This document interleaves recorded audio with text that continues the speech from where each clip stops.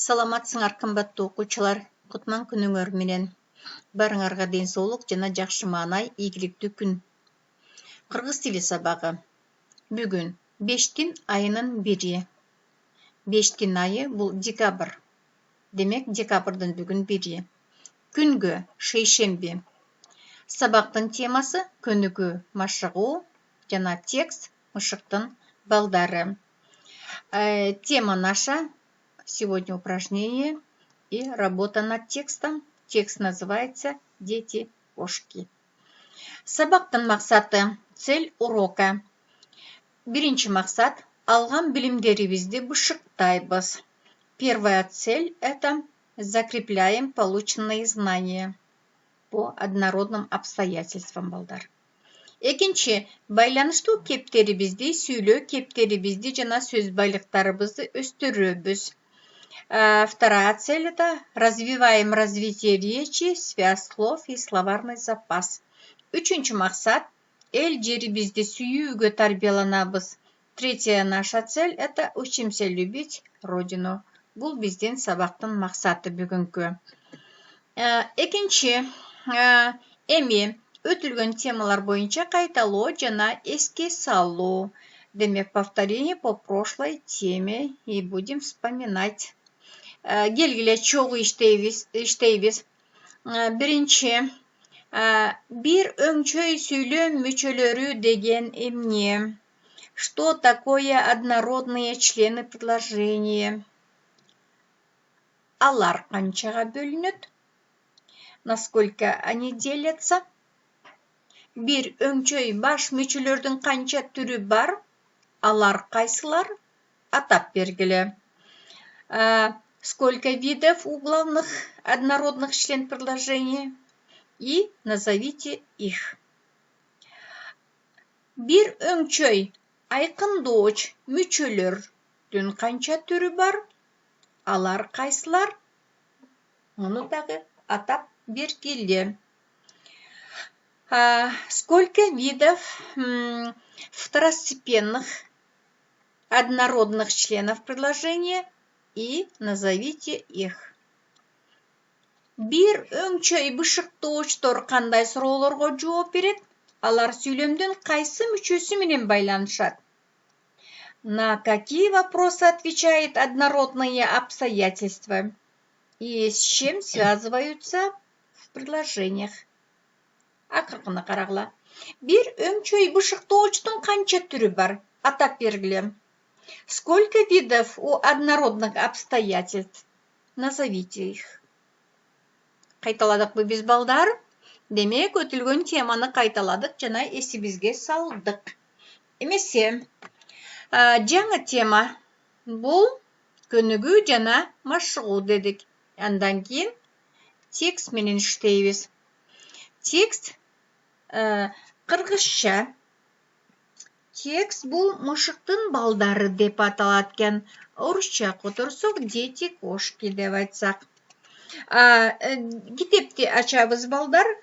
Учебник. Открываем учебник, балдар. 46-я страница. Упражнение 64. Итак, мышыктын балдары. Мен окуймун азыр. Чогуу окуйбуз, балдар, вместе прочитаем, но перевод это вы сами самостоятельно потом. Кана карагыла. Окуйбуз. Илгери арстан, жолборс, илбирстер мышыктын күчүктөрү болгон экен. Аларды мышык эмизип, асырап, бооруна басып өстүрөт. Арстан, жолборс, илбирстер чоңоюп, абдан азуулуу болушту. Өз тамагын өздөрү таап жей тургандай болуп чоңоюшту. Мышык аларды баргыла, эми өзүңөрчө оокат кылгыла деп кетирип жиберет. Кечке жүрүп, үчөө жем таппай келип, мышыкты жемек болушат. Үчөө үч жактан арылдап, коркутуп, качырып кол салганда, мышык коркуп, качып, талдын башына чыгып кетет. Ошондо тигилер: бизди ак сүтүңдү эмизип асырап бактың эле. эмне үчүн, не себептен бул өнөрдү үйрөтпөдүң? Деп энесинен сурашат балдар.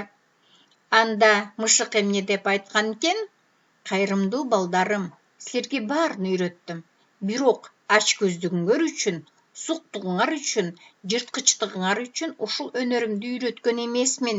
Жакшы иш кылган экенмин, деп жооп берген экен мышык. Үйдөн окуйсуңар, жакшылап туруп түшүнүп окуйсуңар.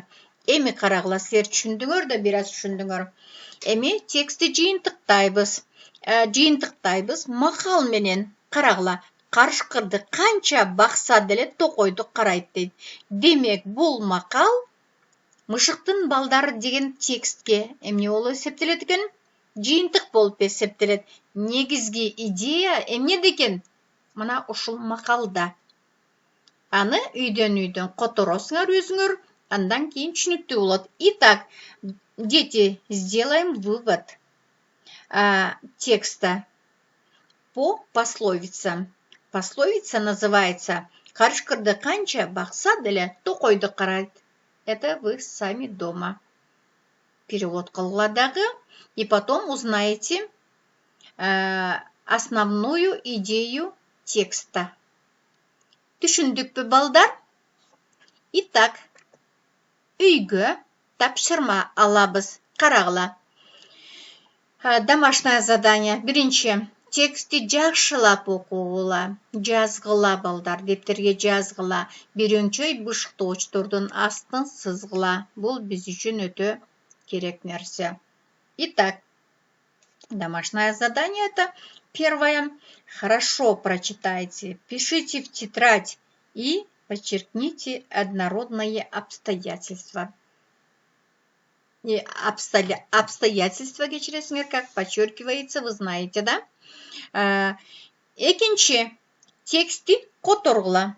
Переведите текст. Бул экинчи тема, экинчи тапшырма болду, кечиресиңер. Үчүнчү, жаңы сөздөрдү сөздүк дептерге жазгыла, которгула. Новые слова запишите в словарную тетрадь и сделайте перевод.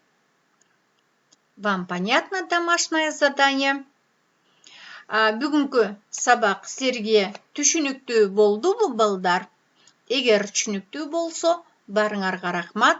Барыңарга тең ийгилик каалайм. Көрүшкөнчө.